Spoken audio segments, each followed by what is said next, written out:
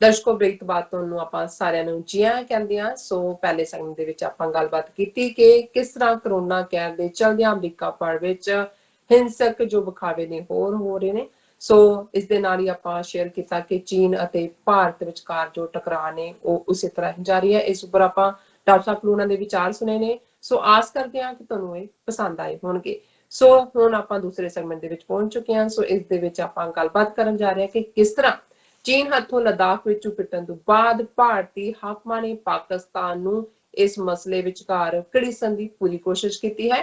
ਭਾਰਤ ਨੇ ਦਿੱਲੀ ਦੇ Pakistan high commission ਵਿਚਲੇ 2 ਅਧਿਕਾਰੀਆਂ ਨੂੰ ਜਾਸੂਸੀ ਦਾ ਇਲਜ਼ਾਮ ਲਗਾ ਕੇ ਭਾਰਤ ਵਿੱਚੋਂ ਕੱਢਣ ਦਾ ਹੁਕਮ ਸੁਣਾਇਆ ਹੈ। ਸੋ ਇਸ ਉੱਪਰ ਹੁਣ ਵਿਚਾਰ ਚਰਚਾ ਹੋਣ ਜਾ ਰਹੀ ਹੈ। ਸੋ ਅਸੀਂ ਚਾਹਾਂਗੇ ਕਿ ਤੁਸੀਂ ਸਾਡੇ ਨਾਲ ਇਸੇ ਤਰ੍ਹਾਂ ਹੀ ਬਣੇ ਰਹਿਣਾ। ਦੇਖਣ ਸੁਣਨ ਲਈ ਤੁਹਾਡਾ ਸਭ ਦਾ ਬਹੁਤ ਬਹੁਤ ਸ਼ੁਕਰੀਆ। ਜੀ ਡਾਕਟਰ ਸਾਹਿਬ, ਕੀ ਵਿਚਾਰ ਨੇ ਇਸ ਮੁੱਦੇ ਬਾਰੇ, ਤੁਸੀਂ ਕੀ ਕਹਿਣਾ ਚਾਹੋਗੇ? देखो, जिवें मैं अक्सर कहता है कि भी साडी पंजाबी जबान बहुत अमीर जबान है और किसी भी जबान की अमीरी उसके अखाणा या मुहावरे या जिन्होंने ईडियम अंग्रेजी कहते हैं उस दे नाल जुड़ी हुई है। और जिहड़े साडे अखाण ने या कहावतां भी उन्होंने कहते हैं ये सदियां दा तुहाडा फोक विजडम हुंदी है, जिहड़ी लोगों की सियाणप हुंदी है, लोगों की दानिशमंदी हुंदी है। वो अड अड सिचुएशनस नूं बयानदियां किसी चीज़ नूं फिर एक जो जुमले दे विच जां एक अखाण दे विच उहनूं बंद कर दिंदे। और एक जिहड़ा अखाण हालांकि कईयां नूं इहदी रेसिस्ट टोन भी लगेगी, पर मैं समझदा भी एक कित्ते नाल संबंधित है, इहनूं रेस नाल ना देखिया जाए। ये कहावत है, डिग्गी खोते तो गुस्सा घुमियार ते। हुण ज़ाहिर है कि भी कोई जिद कर रही होएगी अपने जिहड़ा हसबैंड नाल जां दूसरे नाल तुरिया जांदा घुमियार होएगा खोती दे उत्ते, कहंदी होएगी भी मैं जिहड़ा मैं भी खोती दी सवारी करनी है। तो घबरा गई होएगी और खोती ते चढ़ते गई, उन्हें खोते थल्ले डिग पई और हुण ओह घुमियार दे गल पै रही होनी है कि भी तूं ये क्यों नहीं इहनूं ठीक तरह किया, मैनू क्यों इन्हें सुटिया। सो ये तो ये जाहिर है भी अखाण जिहड़ा अज मैं दोहरा रहा इसका एक खास जिवें तुसी शुरुआत दे विच ही कहा कि हुण चीन दे हवाले नाल असीं गल कर रहे हैं पिछले कई दिनों तो कि चाइना ने किवें भारत दे अंदर आके जे मोदी दी जबान च कहना होए कि घुस के पीटा। हुण उन्हां दा तां झूठ बयान रहे सी, उहदे थल्ले उन्हां ने जिस अंदाज बालाकोट का बहाना बना के झूठ वेचिया और वोटां भी लईआं, झूठ विकिया भी। ये नहीं है कि झूठ विकदा नहीं है, बहुत बार इंसानी हिस्टरी जिवें तुसीं झूठ परोसना होना चाहिए, जो झूठ परोसना आउंदा है उहदे च हिंदूत्वियां जां ब्राह्मणवादियां दा कोई मुकाबला नहीं है। उन्हां दा झूठ विकिया, चंगी तरह विकिया और अजे भी शायद विकेगा।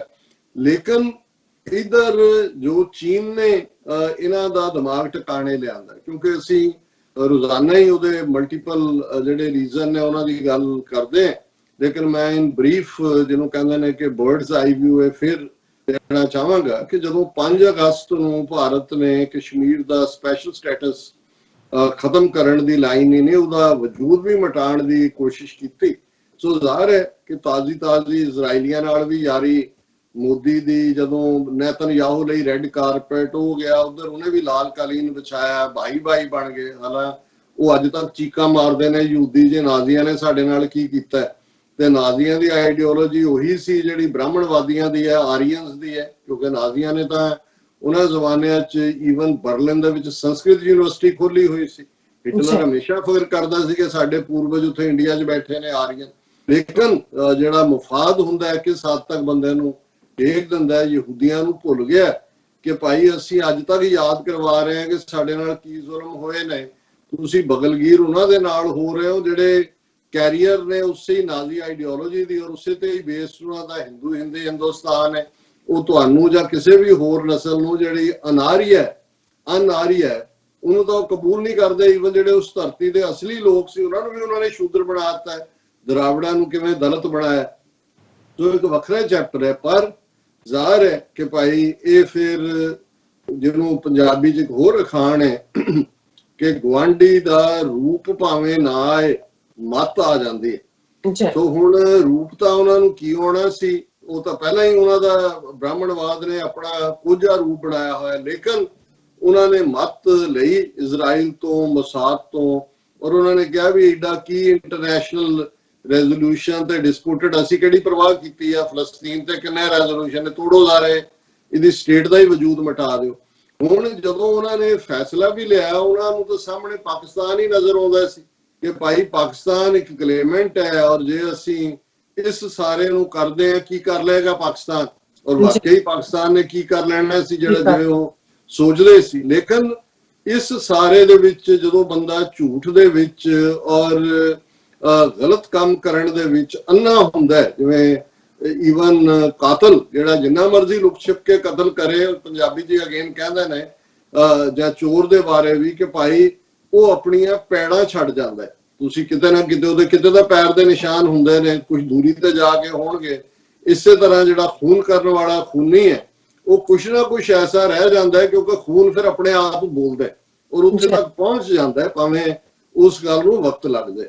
ਹੁਣ ਇਸ ਸਾਰੇ ਦੇ ਵਿੱਚ ਉਹ ਭੁੱਲ ਗਏ ਕਿ ਭਾਈ ਲੱਦਾਖ ਜਿਹੜਾ ਕਿ ਚੀਨ ਦਾ ਹਿੱਸਾ ਸੀ 1842 ਤੱਕ, ਕਿਉਂਕਿ ਤਿੱਬਤ ਤੇ ਉਹ ਆਪਣੀ ਸੋਵਰਨਿਟੀ ਮੰਨਦੇ ਸੀ, ਔਰ 1842 ਚ ਸਿੱਖ ਫੌਜ ਨੇ ਲੱਦਾਖ, ਜਿਹਨੂੰ ਕਹਿੰਦੇ ਹੀ ਛੋਟਾ ਤਿੱਬਤ ਸੀ, ਇਸ ਦੇ ਉੱਤੇ ਆਪਣੀ ਜਿਹੜੀ ਆ ਹਕੂਮਤ ਕਾਇਮ ਕੀਤੀ। ਟ੍ਰਾਈਪਾਰਟਾਈਟ ਟ੍ਰੀਟੀ ਦਾ ਮੈਂ ਜ਼ਿਕਰ ਕੀਤਾ ਹੈ, ਸਰਕਾਰੇ ਖਾਲਸਾ ਜਾਂ ਲਾਹੌਰ ਦਰਬਾਰ, ਔਰ emperor of China and lama of Tibet. ਔਰ ਇਹ ਲੱਦਾਖ ਜਿਹੜਾ ਹੈ ਇਸ ਤਰੀਕੇ ਨਾਲ ਜਿਹੜਾ ਸਿੱਖ ਰਾਜ ਦਾ ਚੌਥਾ ਸੂਬਾ ਸੀ ਕਸ਼ਮੀਰ, ਉਹਦੇ ਨਾਲ ਲੱਦਾਖ ਵੀ ਜੁੜਿਆ, ਕਿਉਂਕਿ 4 ਸੂਬੇ ਜਿਹੜੇ ਮਹਾਰਾਜਾ ਰਣਜੀਤ ਸਿੰਘ ਦੇ ਵੇਲੇ ਸਨ, ਲਾਹੌਰ, ਮੁਲਤਾਨ, ਪਿਸ਼ਾਵਰ ਔਰ ਕਸ਼ਮੀਰ। ਸੋ ਜ਼ਾਹਰ ਹੈ ਕਿ ਉਸ ਪੀਰੀਅਡ ਦੇ ਵਿੱਚ ਜਦੋਂ ਚੀਨ ਆਪਣੇ ਅਰੂਜ਼ ਵੱਲ ਸੀ, ਜਿਹੜਾ ਜਵਾਲ ਵੱਲ ਸੀ, ਉਹਦਾ ਅਰੂਜ਼ ਨਹੀਂ ਸੀ, ਉਹਦੀ ਢਹਿੰਦੀ ਕਲਾ ਸੀ, ਉਸ ਪੀਰੀਅਡ ਚ ਸਿੱਖਾਂ ਨੇ ਵੀ ਇਹ ਗ੍ਰੈਬ ਕਰਕੇ ਕਸ਼ਮੀਰ ਨਾਲ ਜੋੜ ਦਿੱਤਾ ਹੈ। ਗੁਲਾਬ ਸਿੰਘ ਨੇ ਗਦਾਰੀ ਕੀਤੀ ਔਰ ਗਦਾਰੀ ਦਾ ਇਨਾਮ ਅੰਗਰੇਜ਼ਾਂ ਨੇ ਉਹਨੂੰ ਸਾਰੀ ਰਿਆਸਤ ਜਿਹੜੀ ਜੰਮੂ ਕਸ਼ਮੀਰ ਦੀ, ਜਿਹਦੇ ਚ ਲੱਦਾਖ ਵੀ ਸੀ, ਜਿਹਦੇ ਚ ਬਲਤਿਸਤਾਨ ਵੀ ਸੀ, ਗਿਲਗਿਤ ਵੀ ਸੀ, ਇਹ ਸਾਰਾ ਉਹਨੂੰ ਮਿਲਿਆ। ਸੋ ਇਹ ਪਿਛੋਕੜ ਸਮਝਣਾ ਜ਼ਰੂਰੀ ਹੈ। ਜਦੋਂ ਤੱਕ ਚੀਨ ਆਪਣੀ ਤਾਕਤ ਦੇ ਨਾਲ ਰੀਐਮਰਜ ਹੋਇਆ 1948 ਦੇ ਵਿੱਚ, 1949 ਤੱਕ ਪਹੁੰਚਦੇ ਆ, ਉਦੋਂ ਆਲਰੇਡੀ ਜੰਮੂ ਕਸ਼ਮੀਰ ਨੂੰ ਡਿਸਪਿਊਟਡ ਟੈਰੀਟਰੀ ਵਾਲਾ ਰੈਜ਼ੋਲੂਸ਼ਨ UN ਸਿਕਿਉਰਿਟੀ ਕਾਉਂਸਲ ਕਰ ਚੁੱਕੀ ਸੀ। ਪਾਕਿਸਤਾਨ ਨੇ ਚੀਨ ਨੂੰ ਰੈਕਗਨਾਈਜ਼ ਕੀਤਾ, ਸਭ ਤੋਂ ਪਹਿਲੀਆਂ ਕੰਟਰੀ ਸੀ ਜਿਹਨੇ ਮਾਓ ਸੇ ਤੁੰਗ ਔਰ ਚੌਹਾਨ लाई ਦੇ ਚੀਨ ਨੂੰ, ਪੀਪਲਜ਼ ਰਿਪਬਲਿਕ ਆਫ ਚਾਈਨਾ ਨੂੰ ਰੈਕਗਨਾਈਜ਼ ਕੀਤਾ। ਸੋ ਚਾਈਨਾ ਨੇ ਉੱਥੇ ਕੀ ਹੋ ਰਿਹਾ ਵੀ ਡਿਸਪਿਊਟਡ ਟੈਰੀਟਰੀ ਹੈ, ਜਦੋਂ ਹੋਏਗਾ ਦੇਖਿਆ ਜਾਏਗਾ। ਔਰ ਬਾਅਦ ਦੇ ਵਿੱਚ ਅਸੀਂ ਦੇਖਦੇ ਹਾਂ ਪਾਕਿਸਤਾਨ ਜ਼ੁਲਫਿਕਾਰ ਅਲੀ ਭੁੱਟੋ ਦੇ ਜ਼ਮਾਨੇ 'ਚ ਉਹਨਾਂ ਨੂੰ ਲੈਂਡ ਗਿਫਟ ਵੀ ਕੀਤੀ, ਜਿਹੜੀ ਆਲਰੇਡੀ ਜਿਹਦੇ ਤੋਂ ਅਸੀਂ ਫਿਰ ਜਿਹੜਾ ਕੋਰਾਕਰਮ ਹਾਈਵੇ ਹੈ ਔਰ ਪਾਕਿਸਤਾਨ ਔਰ ਚੀਨ ਦੀ ਰਿਲੇਸ਼ਨਸ਼ਿਪ ਜਾਂ ਉਹਨਾਂ ਦਾ ਸੜਕ ਰਾਹੀਂ ਬਾਰਡਰ ਲੱਗਣਾ ਹੈ, ਉਹਦੇ ਤੇ ਸੜਕ ਬਣਨੀ ਹੈ, ਔਰ ਉਹਦੇ ਚੋਂ ਅਲਟੀਮੇਟਲੀ ਗਵਾਦਰ ਦਾ ਕਾਨਸੈਪਟ ਜਿਹੜੀ ਪਾਕਿਸਤਾਨ ਨੇ ਜਿਹੜੀ ਓਮਾਨ ਤੋਂ ਖਰੀਦੀ, ਔਰ ਬਾਅਦ ਦੇ ਵਿੱਚ ਚਾਈਨਾ ਨੇ ਉਹ ਇਹ ਦੇਖਿਆ ਕਿ ਭਾਈ ਇਹ ਤਾਂ ਬਹੁਤ ਵਧੀਆ ਪੋਰਟ ਹੈ, ਔਰ ਉਹਦੇ ਚ ਅੱਜ ਗਵਾਦਰ, ਔਰ ਫਿਰ ਉਹਦੇ ਚੋਂ ਅਸੀਂ ਜਿਹੜਾ ਇਕਨੋਮਿਕਲ ਕੋਰੀਡੋਰ ਦਾ ਚਾਈਨਾ ਦਾ ਕਾਨਸੈਪਟ, ਔਰ ਚਾਈਨਾ ਪਾਕਿਸਤਾਨ ਇਕਨੋਮਿਕਲ ਕੋਰੀਡੋਰ।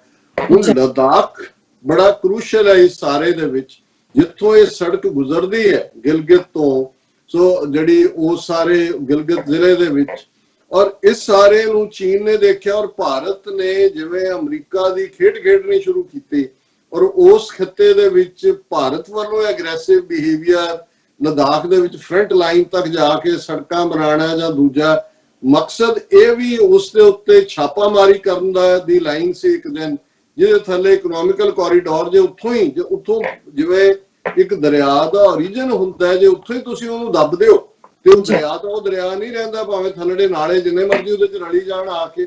ਸੋ ਉਹਨਾਂ ਦੀ ਨੀਤੀ ਇਹ ਸੀ, ਔਰ ਇਸ ਨੂੰ ਭਾਰਤੀ ਹਾਕਮ ਅੰਨੇ ਹੋਏ ਉਸ ਖੇਡ ਦੇ ਵਿੱਚ ਇਹ ਭੁੱਲ ਗਏ ਕਿ ਹੋ ਸਕਦਾ ਕਸ਼ਮੀਰ ਵਾਦੀ ਚ ਚੀਨ ਦਾ ਇੰਟਰਸਟ ਨਾ ਹੋਏ, ਉਹ ਪਾਕਿਸਤਾਨ ਉਹਦਾ ਜੂਨੀਅਰ ਪਾਰਟਨਰ ਜਿਹੜਾ ਉਹਦਾ ਹੋਏ, ਲੇਕਿਨ ਸਰਟਨਲੀ ਲੱਦਾਖ ਦੇ ਵਿੱਚ ਤਾਂ ਉਹਦਾ ਇੰਟਰਸਟ ਹੈ, ਕਿਉਂਕਿ ਲੱਦਾਖ ਚੀਨ ਆਪਣਾ ਹਿੱਸਾ ਹੀ ਮੰਨਦਾ। ਉਹਨਾਂ ਨੇ ਡਿਸਪਿਊਟਡ ਟੈਰੀਟਰੀ ਹੋਣ ਕਰਕੇ ਘੁੱਟ ਭਰਿਆ ਹੋਇਆ ਸੀ, ਤੇ ਜੋ ਹੀ ਭਾਰਤ ਨੇ ਆਪਣਾ ਇਹ ਨਾ ਪੱਖੀ ਰਵੱਈਆ ਸਾਹਮਣੇ ਲਿਆਂਦਾ, ਨਤੀਜੇ ਦੇ ਤੌਰ ਤੇ ਜੋ ਚੀਨ ਨੇ ਔਰ ਜਿਹੜੀ ਪ੍ਰੋਸੈਸ ਕੋਈ ਓਵਰਨਾਈਟ ਨਹੀਂ ਹੋਈ। ਅਪ੍ਰੈਲ ਦੇ ਤੀਸਰੇ ਹਫਤੇ ਤੋਂ ਇਸ ਦੀ ਸ਼ੁਰੂਆਤ ਹੁੰਦੀ ਹੈ।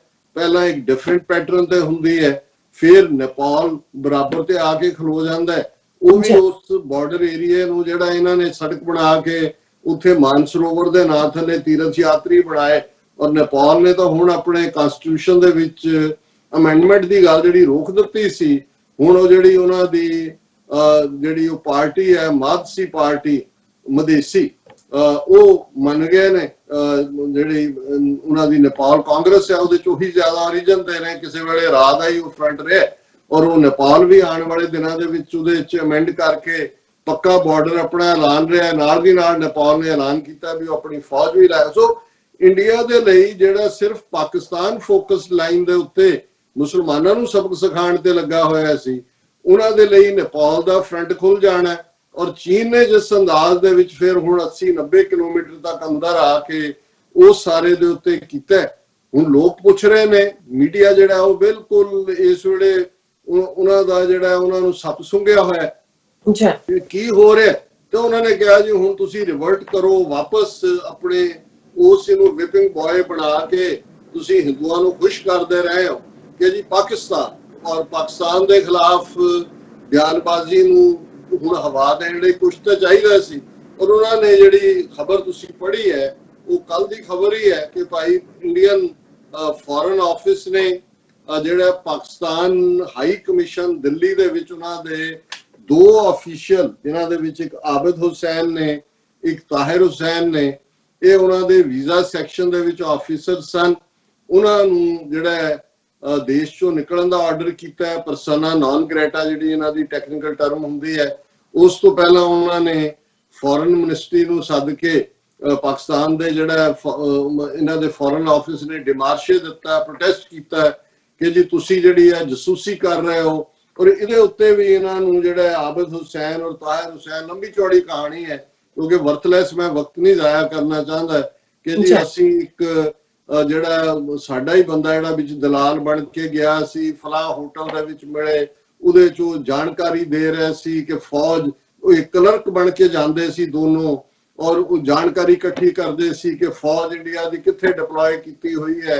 ਔਰ ਇਹ ਜਿਵੇਂ ਉਹ ਕੌਕ ਐਂਡ ਬੁਲ ਸਟੋਰੀ ਨੂੰ ਜਿਵੇਂ ਕਹਿੰਦੇ ਆ, ਤੋਤਾ ਮੈਨਾ ਦੀ ਕਹਾਣੀ, ਉਹ ਘੜੀ। ਔਰ ਉਹਨਾਂ ਨੇ ਕਿਹਾ ਕਿ ਜੀ ਇਹਨਾਂ ਨੂੰ ਕੱਢ ਦਿੱਤਾ। ਜ਼ਾਹਰ ਹੈ ਆਉਣ ਵਾਲੇ ਦਿਨਾਂ 'ਚ ਪਾਕਿਸਤਾਨ ਵੀ ਇੰਡੀਆ ਦੇ ਇਸੇ ਹੀ ਰੈਂਕ ਦੇ 2 ਬੰਦੇ ਕੱਢੇ ਗਏ, ਟਿਟ ਫॉर ਟੈਟ ਹੁੰਦਾ।